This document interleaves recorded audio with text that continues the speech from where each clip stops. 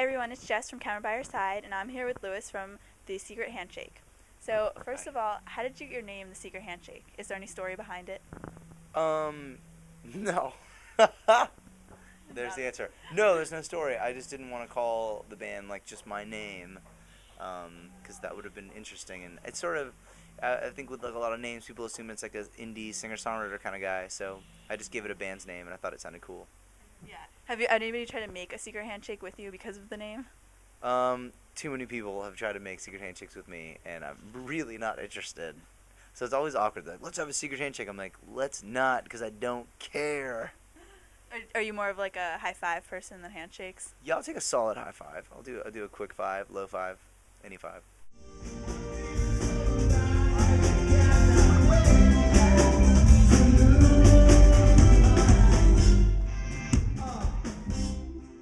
What made you want to change to the more Motown sound, maybe try something different? Was there anything that inspired you to want to do that? Yeah, I think I'd always wanted to do like a different vibe with each record. I think each record I always wanted to sound different. Um, and I sort of grew up loving soul music and Motown records, and I really liked all that stuff. And so I think with this record, I just sort of stopped caring, and I was like, whatever, I'm just gonna do what I want. So it was cool. It was fun to do and really easy, and it came naturally. Now, what was the process like making the album? Did you work in the studio for a long time, or was it kind of over a course of a long time?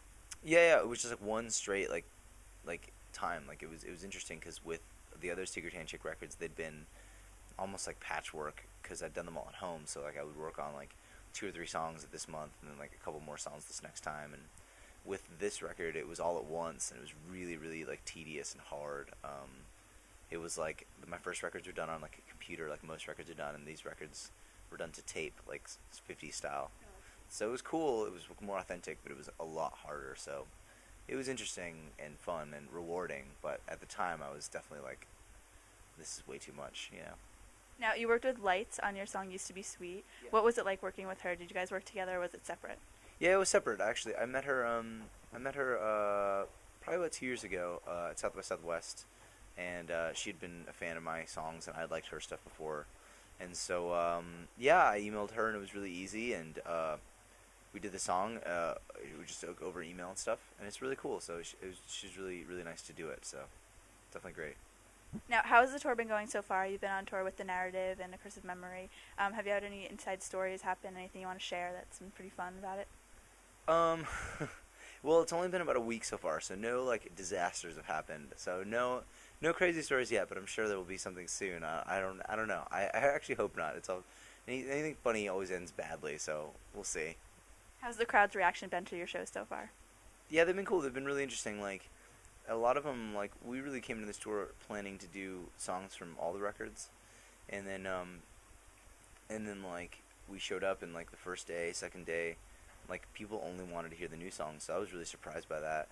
And then so it's always interesting. There's always one or two people in the crowd that want to hear old songs, and so it's hard to please everyone, but you know, you try. Now, what are your opinions on illegal music downloading for free?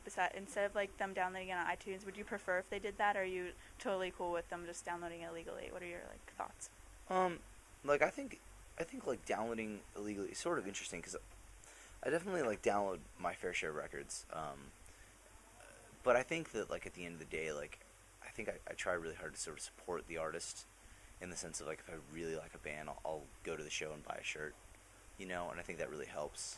Um, but I don't know, it's interesting. I sort of sit in the middle with it. Like I think it just sort of depends. I think there's sometimes where a band is worthy of your record, of your money, and I think there's other times where it's just not. So that's sort of where you sort of draw the line. So, but yeah, I sort of sit in the middle. Sometimes I'll buy it, sometimes I'll steal it. Just depends. Now, I ask a lot of bands this question, and I always get a pretty funny answer. What is the most embarrassing thing you have on your iPod, if there is anything, or something that people wouldn't expect you to have on your iPod? Like, would they find something like Justin Bieber on your iPod and be like, "Wow, you listen to that?" Or I don't know. People that like know me aren't surprised by like anything that I have on my iPod, but I like a lot of stuff. Like I really do. I love all kinds of music, and I listen to more music than anyone I know. So probably like I don't know. I really like Leona Lewis, that kind of stuff. Like I like any of that kind of stuff, or like Robbie Williams, or like really like cheesy '90s music. So I don't know if that's surprising to anyone. Like people that know me would be like, yeah, that's totally you. So, but yeah, that's I guess it's surprising to some people.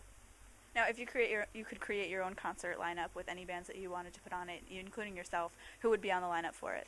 Um, I think probably current, like as far as this record, I'd probably do something like I'd probably open, definitely open, and then I would have I think like maybe like Mayor Hawthorne would play second, and then like Plan B would play third, and then Amy Winehouse would headline. That'd be like a lot of records that I like all at once, and it'd be cool, and we'd all be like playing sort of pseudo soul. It'd be fun. So that would be a dream tour. Now, you've done shows like Warped Tour, and would you consider doing Warped Tour again next summer, or is that something you wouldn't want to do again? Yeah, I definitely consider it. I don't know like how it would work. I mean like definitely like our new sound. I don't know if it lends itself so much to Warped Tour, but it's definitely be something I'd try. Like I think it's always fun to try to win over new audiences and do sort of tours where you're sort of the odd man out. Like I've always liked that, you know. I don't like when a lot of the bands just sort of sound the same. I think that's weird. So it'd be fun. It'd be fun to do like a Motown soul show at Warped Tour. I don't know. I don't know how well it would work, but it'd be fun.